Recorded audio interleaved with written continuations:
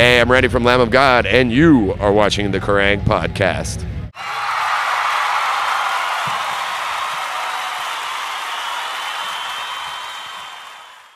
Hello and welcome to the Kerrang podcast, day 3 at Download 2012. Here I'm with Randy Blythe of Lamb of God. Must be knackered. I am shattered. Yes. Yeah, do I look a bit broken? No, you look great. Yeah, thanks very much. The redeeming power. It looks great. The redeeming power of a shower. Yes. So you're on at 4 o'clock. 4:15, I believe. 4:15. How are the nerves? Do you get nervous before festival shows? Just sort of take it in your stride. I'm 41. I'm too old to be nervous. Right. Excellent. So, I mean, how's the day been so far? Have you been doing mostly press, or have you? That's it. Oh yeah. I woke up, saw Devil Driver. Woke up in Nottingham after not much sleep due to drunken morons on the street screaming all night. Right. And then I drove here, and then I watched Devil Driver, and then I took a poop, and then I started doing press. How was Devil Driver first of all? Devil Driver was great. Excellent. And how was the poop? Poop was great. It took a while to get in there because there's only 2 poopers in our and there's like 300 people. Yeah. So it doesn't make much sense to me, yeah. But good things come to those who wait. Excellent. Well, I'm very pleased for that part of you. Yes, I'm pleased about it. Black Sabbath are headlining tonight. Indeed they are. What does Sabbath mean to you? They're the reason I have a job. Yeah. They invented heavy metal. By the way, that should end any argument. Black Sabbath is the first heavy metal band. They invented heavy metal.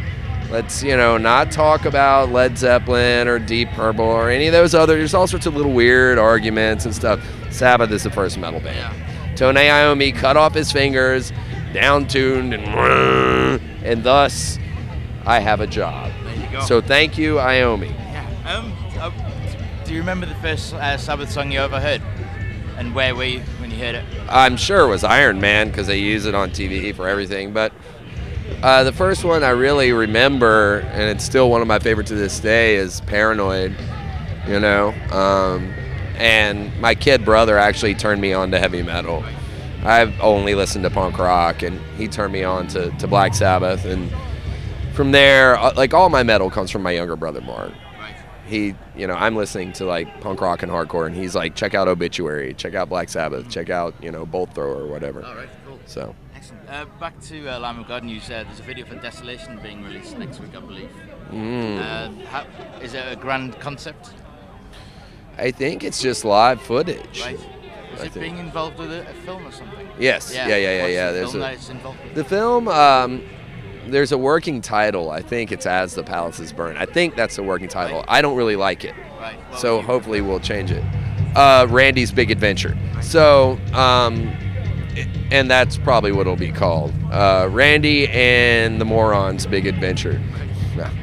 No, it's not about us so much. It's about our fans, because we get to travel the world and play some pretty unique places. Like the UK was very strange for us when we first came here, but now it's old hat. It's culturally quite similar to America, comparatively to like South America or India or Israel or Japan. And so we've been interviewing our fans in these different areas of the world where the culture is quite different from ours, in order to show that, the music scene, and particularly the heavy metal, hardcore, punk rock, underground music scene, is really the same throughout the world. And it shows sort of a, unifying theme in humanity, I think. That music sort of transcends racial, ethnic, political, cultural boundaries. Is that part of the reason you went to Indonesia? I remember reading on Twitter that you went to Indonesia, I think,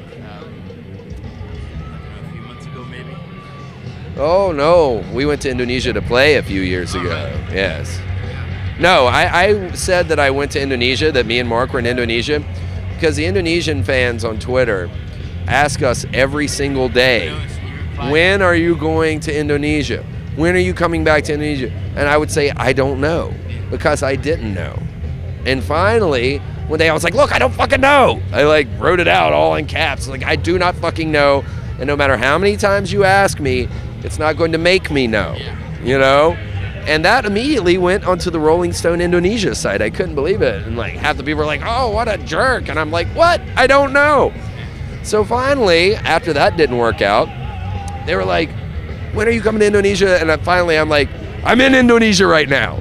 And Mark, my guitar player, hit it back with me. You know, he's like, "Yes, meet me at the hotel." You know, and they believed it. Like some of them for a few days, and then we're like, "We're leaving," and they're like, "We hope you enjoyed your stay in Indonesia." I'll stop the request every 5 minutes. Well, it didn't matter. The Indonesian fans are crazy. They're the loudest singing crowd I've ever played in front of. Great crowd. Well, we're going to let you get ready for your show this afternoon. It's been great meeting you, and pleasure. Enjoy the rest of the day and enjoy Sabbath. I will. Iron Man and Paranoid. Yeah. I'm sure they'll play those ones. Fairies wear boots. I'm hoping for that. Yeah, that'll be good, man. Thanks a lot. Sure.